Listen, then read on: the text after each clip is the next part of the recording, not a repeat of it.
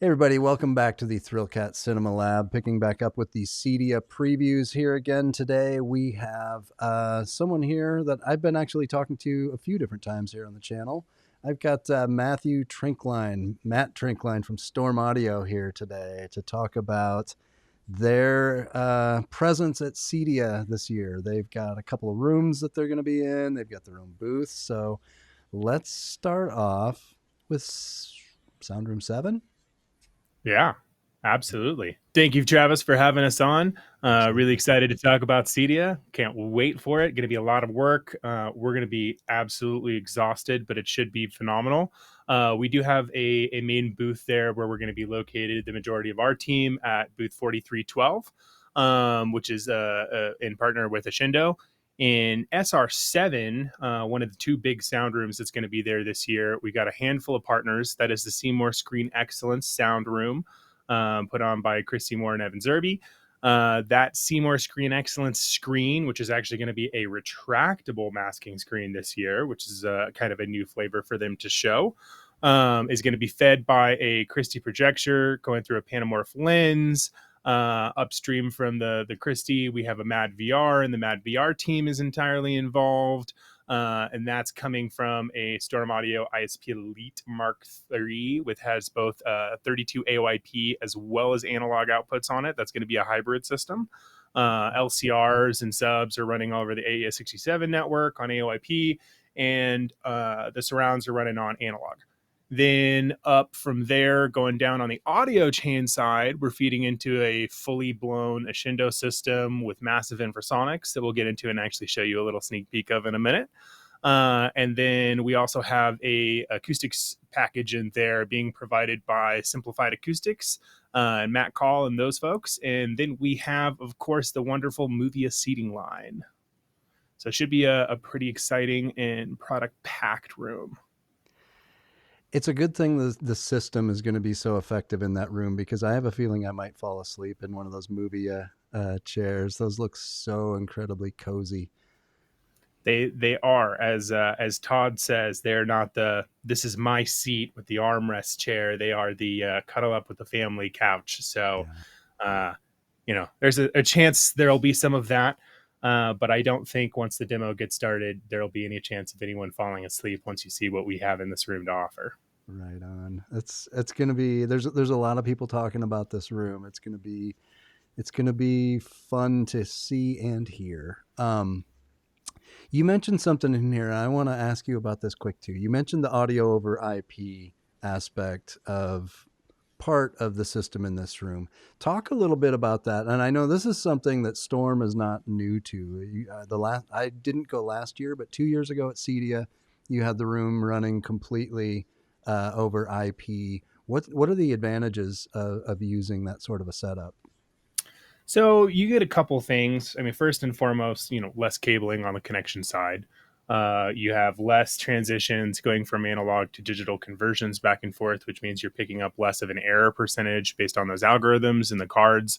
And you're also maintaining a really, truer to fidelity signal for what is originally intended in the mix. And the StormAudio processors do a really phenomenal job of maintaining an asynchronous signal chain all the way through. So it's, perfectly aligned both in the analog and digital state as, for what it should be for proper playback. So, there's a couple cool things with it. I use it in my house constantly. It's running 24/7 in here between my studio upstairs that I'm in now and my theater downstairs. And it allows you to do a lot of flexibility with routing different signal pathways. You don't have, if you do have to split a feed from something, you don't have a Y cable cutting out and separating your voltage on the input Mm-hmm. line level. There's a lot of really great benefits of it. It has gotten more and more popular, and we've seen a lot more manufacturers adopting it, which has been great. Really glad to see that. There's even been some announcements this year about other manufacturers bringing AOIP to the table. And it's good to see that, because it's nice that everybody is kind of getting on board with it. This is something we've been doing for a long time. We're going on 4 years of doing AES 67 and Dante compatibility, which are kind of two in the same. Dante is just a subset of AES67, and it basically does a lot of the front end stuff for you so that you have less configuration stuff to do, which can be nicer, but it also, just as I often say, in the audio world, nothing is for free, right? And I think I said this, one time when you and I were working on some stuff beforehand. When you trade off simplicity for complexity, you give up some performance options there. So it's part of the reason why we do it how we do it and don't just run a pure Dante chip, because it gives us the ability to tie into some other systems that you couldn't otherwise. House of worship stuff, which a lot of it is run into Dante 2 now, but when you get into big, DCI projects and you're talking, Dolby CP950s or IMS 3000 commercial processors, that's where you really need, full SDP flexibility control. Right on. Do you want to take us on a little tour of Sound Room 7? Yeah, let's do it. This is going to be fun. So this is a quick little preview, and I don't think here I can move and translate farther forwards. But this is what you're going to see coming from the outside of the booth. And then as you step into the room here, you are going to be graced with this wonderfully huge 2.4 screen from Seymour-Screen Excellence. This is that retractable masking screen. This room in Sound Room 7 is a 14.18.10 speaker layout. So what we've got here is we have their brand new Ashindo Halos. This is a new point source speaker from Ashindo with really super wide, fantastic dispersion. We've got 3 of those across the LCR. You can kind of see it poking out there just a little bit. Yep. You're not going to get an official reveal of what they look like, though, until you come to the booth and get an actual taste for yourself. So those are running across the LCR. They're massive speakers. They're a bit larger than they look. And are taking up, I believe it's 4 conductor pairs, if I recall correctly, to drive those things. So they are monstrous. I've heard phenomenal things from the Ashindo guys. I haven't had a chance to hear them myself, so I'm super excited to get to play with them and tune them. Supporting, the main, LCR soundstage and the bass layer, we have 16 18-inch subwoofers in the format of 2 in each corner of the Ashindo Dual 18s, which is a phenomenal system. This shares the motor structure with one of their other subwoofers, which I have a number of them here in my house, including one in my studio up here. And it's a phenomenal motor for what it can do. So those are, you can see flanking in the front there. Then we've got, of course, wedges for proper positioning and angles coming back, all the way from the tops all the way down. And then as we swing around the room to the back, we've got, the smaller on walls so that we've got nice coverage and clearance for people to get in and out of the room. And then, of course, the powerful monsters in the back. So we have, this is what Ashindo calls the 64. These things are a dual 13.5-inch inside-outside wrap voice coil that take 2 amplifier channels a piece off of Ashindo's infrasonic sub amps. And then, of course, you can see the other kicks there looming in the corners above them. This is a little bit of a different, unique flavor for us for how we're doing the back channels here. And that's partially in line with some of the new things that we've launched on the StormAudio side, being the ADEC decoder platform, which allows us to get some different channel rendering positions than we had before on the last decoder. So we're excited to show that off and show off some of the new things, on the other side of the Storm platform that are going to be helping run both of these rooms. And then back there on the outside, you've got a Panamorph lens and then a massive Christie Eclipse projector. It is the Eclipse G3, their very latest iteration of it. So I can't wait. There's actually going to be a sign on the outside of the room as you're entering saying, please, please, please pay careful attention to your eyes and do not look at the projector, because this thing's going to be outputting 30,000 lumens. So if you've ever been in a room with 30,000 lumens, it's a lot to deal with and a lot to manage. So we, safety first. So we got to make sure that that's a priority and everybody going into the room is aware of that. But it should be a phenomenal demo. I've got three questions here, and which will undoubtedly lead to more questions. Mm-hmm. This room seems larger than your typical CEDIA Sound Room. Tell me a little bit. This is an extended room, right? This is an extended room. So these rooms are, instead of the standard 24 by 16 sound room that CEDIA offers, there are two extended rooms this year that are actually going to be running a 34.5 by 16 by 10 foot tall dimension inside. So that is correct. This is not your standard. Those subwoofers, if I recall correctly, are about 3 feet, maybe 4 deep. So this is one of the feats that we've been working with CEDIA on, and a big thanks to the folks at Freeman and at Emerald, and that are actually managing the show. Chris Menifee, Ryan Milbert, Jennifer Buss-Smith, Chelsea Crenshaw. They've been extremely helpful in this because we've had to actually work with them on the construction to a higher level, because the rooms actually have to be built around the subwoofers. They will not fit through the doors. Right. Along those lines, this being a bigger sound room than normal, it's still not a large room to be putting this much firepower in there, audio and video. Um, I'm guessing someone with this size of room at home is not going to be installing something to this extent, but is it ever too much? No, there's absolutely. So this is my favorite thing about this industry, right? This is, uh, I can make data backed scientific arguments for why it is not too much and why it helps to have bigger speakers everywhere and more speakers throughout the space. For example, I'm sitting in a 10 by 11 by 8 foot room that's got a 712 system in it.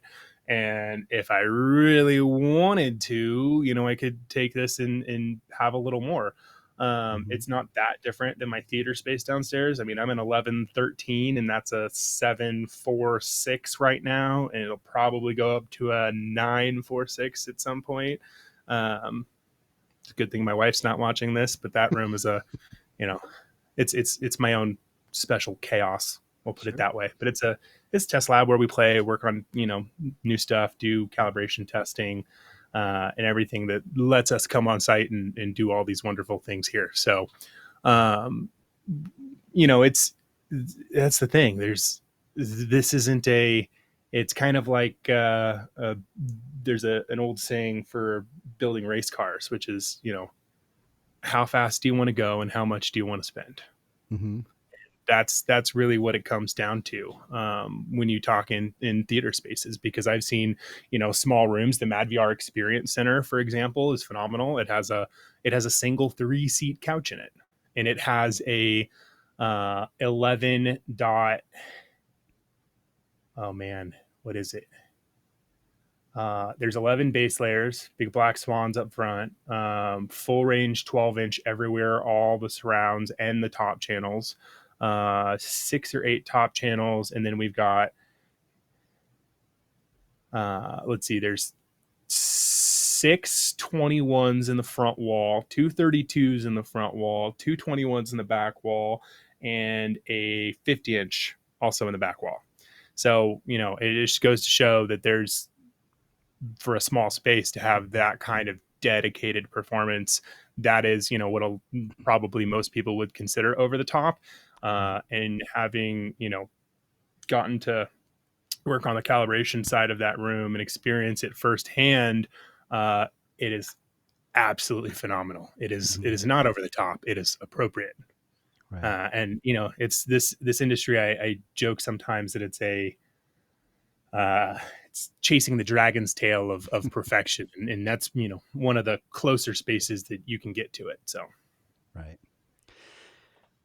Who gets to calibrate this room? Are you doing the sound, or do you have to arm wrestle with Ascendo, or you just you no, know? no, we work super nicely hand in hand, between Jeffrey and Todd and I. So they'll be in there with us, and it'll probably Sebastian from our team, and possibly Chris might be in there as well. Last year, the Dirac Live guys were out there sitting along with us. I don't know if they're going to be there this year, but we work super, well hand in hand. We all have, very similar listening tastes between the group of us, and know what's appropriate for a demo space, right? Because you typically, when your demo setup that you're running might be slightly hotter than you would typically have it running in a home environment, and that totally depends on the individual, right? Like it depends. This is something that we say all the time when we're doing a calibration, is to say, look, we can set up what would be reference, whether that's Atmos mixing reference, production reference for streaming, SMTV reference. One of my an old mentor of mine used to say the best thing about standards is there's so many of them to choose from. We could do any of that, but if it's not to your personal listening taste, then we're probably leaving money on the table. Sure. So the challenge of calibrating a room with this many channels in such a short period of time. I mean, I'm personally aware of how great you can dial in a room. You dialed in the ISR Fusion that I've been using here remotely. You've never even been to the room, but you've done a fantastic job of calibrating it. I'm at 544. I'm not at, this is probably what, a third or a quarter of the channels that you're going to be calibrating. Does it add another level of difficulty, or is it just time? And, how do you approach it in a short deadline? Really just time. This is going to have, pretty similar approach to what we did in your room, where we go in and we do a manual dial everything in, layer in the Dirac active room treatment technology, and then come back and do a manual post layer on the back end. There'll be a couple different things that we do specifically in this space in an SR6, which I'm not going to tell you. You have to come to CEDIA and find out and experience it for yourself. But it's pretty straightforward on that front. I mean, it's really just going to come down to time. These rooms are a very sharp double-edged sword, because there is both really, really good things about the sound rooms and also really poor things, right? Mm-hmm. Like they leak like a sieve. It is not a totally sealed box. At the same time, it is a very light acoustic interaction that is sitting in open air in pretty much relative free space and on a show floor that's concrete, right? So while there's some disadvantages to the actual nature of that, there's also some things that it provides for us. One of the things that's probably the most difficult is what a room like this that isn't properly sealed is getting enough SPL from the bottom end to make sure that you've got constant seat to seat variations, which is why we've got 18 woofers in there. Right. So I don't think that either one of these rooms will be shy in any sense, so to speak. Right on. I can't wait. You want to go through, want to walk us through Sound Room 6, I think you said? Sure. By all means, I'd love to. Who's in this one with you? Who's in this one with you? So this room has lesser main partners, but it still has a ton of supporting partners in the room. This room is going to be mainly StormAudio, PMC, Barco Residential, and MadVR. This room is going to be a slightly different flavor. It is running full analog. It is a 15.7.8 system. And that is not to say that it is any kind of slouch comparatively otherwise. Sure. This room is it's going to have on top of those partners, it has simplified acoustics treating the room as well. There's seating is provided by Eleanor Rigby Home, by Defining Cinemas, Seymour-Screen Excellent Screen. This is going to be a 237 179 diagonal. And then this will also have Deus audio machines in their brand new Invicta. So we can go ahead and take a peek inside the room. This is going to have something slightly different from PMC for what you see in the CI channel. And this is not to say that, this isn't, that the stuff that they have isn't, phenomenal. It's just, this is a little bit bigger. This comes from their studio side primarily. So we've got 3 MB2X BDSs across the LCR soundstage. That's going to be supported by 6 BST subwoofers. This is a subwoofer that's previously unreleased to the CI channel, so you can see them here. They're quite large. I believe the driver size in it is a 15, if I recall. I've got so much CEDIA stuff bouncing around that sometimes it's, one or the other. But this room is CI 140s all the way around for surround channels, and then CI 65s for the top layer. These are going to be supported by MC squared or MC2 amplifiers for the BST subs, and then a special amplifier from Deus for the Invictus 60, which is that big monster that's hiding in the background there. And then the MB2 XBDs and everything else is going to be running off StormAudio PA8 amplifiers. So it should be pretty phenomenal. The one thing that's missing from this room render that I'm showing right now is that there's actually going to be a Barco Heimdall Plus living in the room. It is a quiet enough projector that we can get away with that, which is really nice. I had the Heimdall here at the house for some testing down in the theater back, I guess it's been 3 or 4 weeks ago now. And the picture quality on it is phenomenal. It's Barco's, I believe it's Barco's first 120 frame per second capable projector. I might be wrong on that, but definitely on the smaller scale side. So really excited to have that in here. It's their new 2.1 standard card. So should be pretty killer on that sense. And then so we do have 2 rows of couch seating in here, and then we've got some director's chairs in the back on the riser just so we can squeeze a little bit more butts in the room. And we've got 5 across the back, 4 in the middle, and then 3 up here in the front, for a total of, if I can do math, which I can't, it's 12 seats. So it should be the same turnaround or similar at least to SR7. So really excited for both of these spaces. It is, of course, not the only place that StormAudio is going to be at CEDIA this year. There's a number of other booths that are going to be there. On our main booth where we're going to be living statically in 4312, there's going to be a little Ashindo display there. There's going to be a Evo unit running in the L Acoustics room. That's going to be running a high-res demo from L Acoustic, which is pretty cool. I've had the pleasure of having that experience before. It's quite wonderful. It's something that's a little bit different from what we're normally used to. So I recommend that. There's going to be an ISR Fusion 20 running the Procella demo theater in 4320. Of course, our friends at Pro Audio and Theory Audio Design down in High Performance Room 202 are going to have a Storm system running in there, controlling their demo layout. And then there's also going to be in the Barco booth, they've got a Meridian system in there. And then in HPA 207, which is the Quantum Media room, Quantum Media Systems running their big DCI, DV-LED. They'll have a TPI system and a Storm in there as well. Pretty good footprint.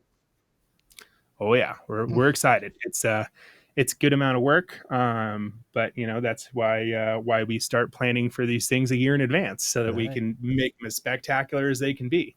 And we've got I can't just say that because we've got a lot of other support from other partners coming in to help and do stuff for us and help work on the space.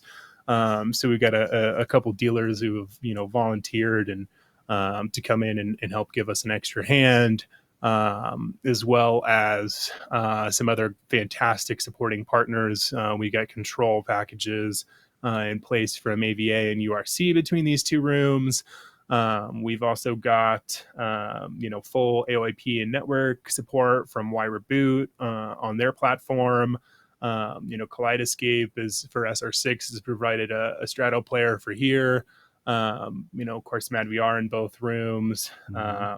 All the wonderful people that come together, straight wire for analog audio cables, cords for HDMI, So there's been a really long, long effort on everybody's part here. So Right. It's fascinating to look at these room renders and think back that, the first CEDIA I I went to help Seymour out, and I think it was 2015. So like 10 years ago. And, there were like two or three partners in a room and primarily just folding chairs to sit in. And it was, I mean, granted, yes, it was really about the equipment, but just the fact that it's been taken to that next level where it's a completed room that, if you sold the whole box and shipped it to someone's house and just, slid it into place, it's a livable finished room, quite frankly. it is, and we really believe, and I'll slightly speak from our partners here because I know they feel the same way. But we at StormAudio strongly believe in, a demonstration not just being here's a demo clip, right? Right. It is a full on curated experience from the moment you approach the booth to the moment you leave. Um, any questions, any feedback, we'll have lots of supporting documentation for stuff this year, and should be really good on that front. And we just love to do this. I mean, it's Right. absolutely one of our favorite things in the world. So Yeah. Very nice. Very nice. So you get Storm Audio has been busy, not just with CEDIA prep and planning, but you've just recently begun shipping the ADEC board. Tell me what that really is, and so what it does. What, like, I know the Fusion that I have does not have the ADEC in it. What would I notice, and what would I gain from putting one of those in there? so the ADEC board is our new decoding platform. It's something that we have been working on for about 2 years. We launched it officially at ISE in February, and it does a couple of things. It's what we plan on having to be the hardware support for us for the next 10 years. It is, faster processing speeds, everything else, bigger chipset. I mean, all the fancy technical jargon that we Yeah. love, right? But at the end of the day, really what it is and what it means is more discrete channels, higher level of rendering, more advanced audio decoders because it's running the latest codecs from every different platform, and really what that translates to is a more immersive experience. You get more content out of the latest version of those codecs because of a lot of um, the improvements across the industry that have been done on that front, from all the way from the content production side through actual playback and VChain rooms around the world, no matter what the studio is. So it's immersion. That's what it is. It's higher immersion. It's more content everywhere, more engaging. Object movement is more fluid and dynamic.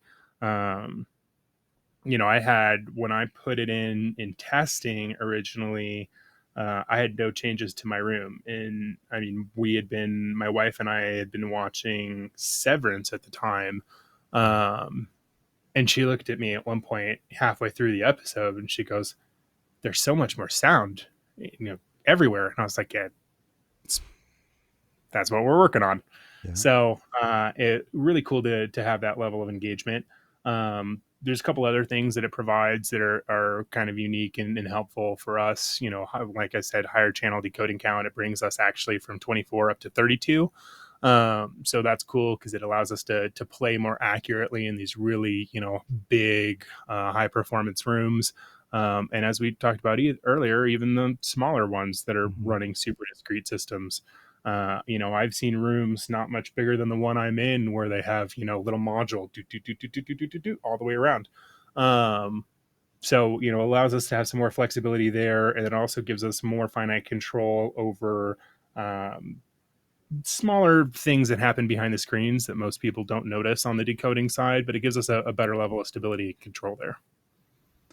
So when you said it's going to be your platform for 10 years, um, obviously estimate, but so does that mean just an extended path of upgradeability without having to completely replace a unit. So Absolutely. yeah, the So future proofing, if you will. correct.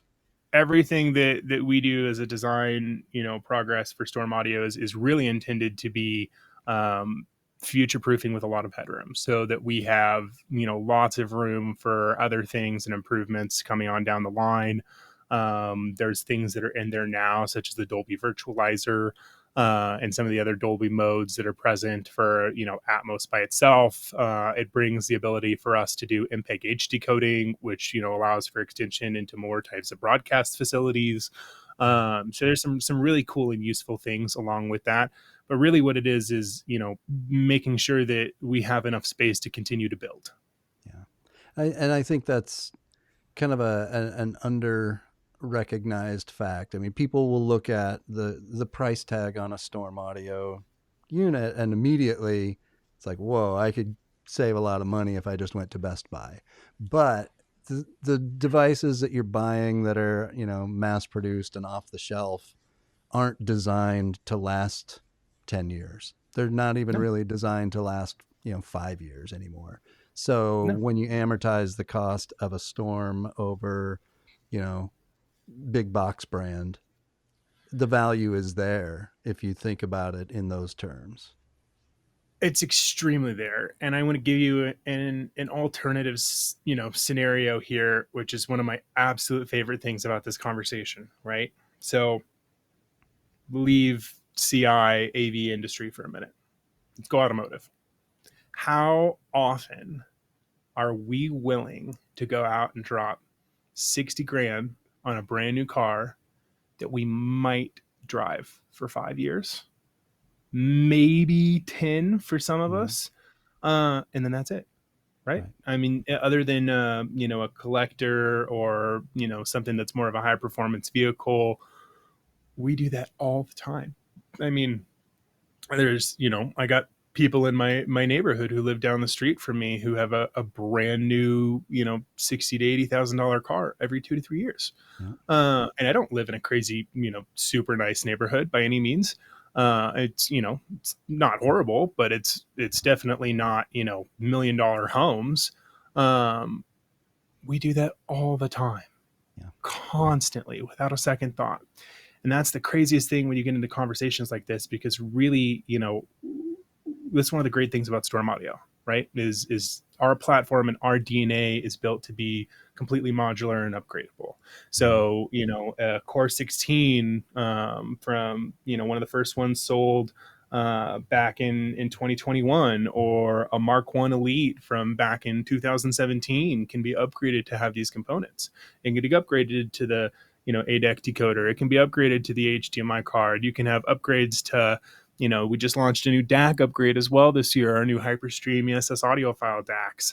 Um, it doesn't ever become a boat anchor. It doesn't become something you take to the scrapyard. And it's the same thing about a wonderful speaker or a wonderful set of Yeah. speakers. I mean, my baby's down in um, my theater. I joke that if my wife and I don't have kids, I want to be buried with them, right? And if we did have kids, my kids can have them at that point in Yeah. time, because that's the thing. It doesn't get to that point, right? Like, I might have to have a grill replaced, but it's not something that we use to a finite level, and then it just becomes waste. Yeah. Yeah, I know guys who spend $8,000 a year on a new road bike at like every single year. Right. So yeah, and they oftentimes don't even replace them. They just N+1. They just keep collecting more and more. So Yep. yeah, yeah. There's a Well, and lot to be said from a lot of different angles about the lifespan of something like this. And like you mentioned, it's not just going in the e-waste pile. It's being repurposed, reused, reconditioned to be state of the art once again. right. Excellent. So let's talk a little bit about the other the it's not a hardware update, it's a software update and a license where you can unlock extra channels on a Core 16. It is. So our Core 16 is what a lot of companies would call, and if you've heard me talk about the line, you've heard me say this, a lot of companies would call it their entry level. I refuse. It's our little brother. So the little brother has always had some limitations comparatively to the rest of the line, mainly Storm XT, which is our proprietary ambience expander algorithm, which I love. I can't speak highly enough about that. It also has HDMI dual zone matrixing, which, some people utilize, some people don't. And then our, flexible bass management, if you're doing things more accurately on a manual side, a lot of that can be done with an active room treatment. It's a slightly different flavor. But we've recently done some other improvements to the platform that allow us to take a little bit more advantage. So what the optional license package, or if it comes from the factory that way, what we call now the Core 16 Plus offers is the ability to take your channel system slightly higher. So what it really provides, the biggest thing, is what we call an 18 channel mode. And so that's something that's just activated in settings. And what it does is it brings the down mix output into your configuration ROM. So we've always had a secondary zone down mix available on these units. It is an optical toslink output. We haven't released our recommendation for this yet. We will soon. We finally have the validation stuff coming in, I think, next week. But what it does is it allows you to do 18 channels off of the Core 16. And how you do that is you feed that optical toslink output to a DAC externally, and then have that feed to your amplifiers and speakers. And that allows you to have 18 channels running on the Core 16. So you still have, a ton of DSP power. You do have, the limitation, filter wise on the Core 16, that it was not designed to handle 32 channels. So you're not going to have as much as you have on the Elite, but for 98% of the rooms out there that it would be placed in, it's still going to be probably substantial and enough to get by with the high performance that you're after. Right. So it's a cool new thing from us. Mm-hmm. We launched that in the last with 4.7, which came out in July. So it's been pretty widely looked at so far. I get a call about it probably once a week from a dealer on, hey, exactly how do we do this, and how do we position that and get more value to our customers. Right. And if you buy a new Core 16 today, it's a Core 16 Plus, and it has that built in already, correct? Not necessarily. So new, we have the Core 16 and we have the Core 16 Plus. Okay. And a Core 16 can be upgraded to the Core 16 Plus. And it's an optional license package that comes in, and it's a license that's hard coded to the unit and just gets uploaded from the operating system. Got it. So that's basic. That's a license on top of the new firmware. The ADEC is a hardware upgrade. Is that a user? It's a field installable upgrade. It does have to be installed by an authorized StormAudio dealer. That's just purely liability basis. It's nothing against any individual. It's just what the parameters that we have to operate under, just to make sure that we're covered. So it is upgradable to any other units that are out there, including Mark 1s. We don't have, it's currently shipping in Elites, Fusions, and Evo models. Now it is not yet in the Core 16. It'll probably roll over towards the end of the year. But that is the same for that in the DAC. So, okay. Still upgradable. It can be, you can get a Core 16 and put an ADEC in it by all means. Okay. But it doesn't come that way from us yet. All right. Matt, I don't really have any further questions other than, are there any surprises coming up at the show? Any big announcements that we should be looking for, or should I edit this one out? No, by all means, leave it in. And my answer is, you'll have to come find out. So folks should just show up at Sound Room 6, Sound Room 7, the StormAudio booth, anywhere, and the experience will be worth coming to find out if there's a surprise announcement. Absolutely. Awesome. I, for one, can't wait to get there and get in line. And I'll just plan on seeing you there. Sounds good, buddy. Can't All wait. right. Looking forward to it. All right. Thanks, Matt, for joining us today. And thanks again for calibrating the room. This was one where you talked about your wife looking over during Severance when you added the ADEC and said, "Is there more sound?" Like I got the same reaction after you had calibrated the room. She thought I got a different processor. It sounded that much better. So Well, very thank you. good. Right on. All right, folks.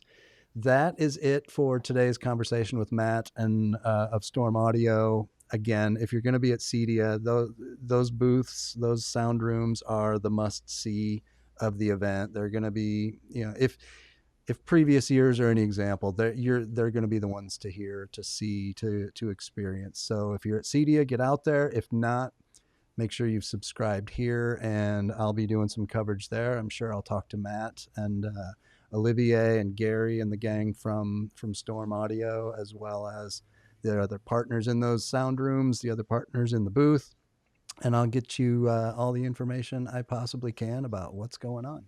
So thanks for watching. Make sure you like and subscribe, and stick around. We'll be back with more of this. Thanks, Travis.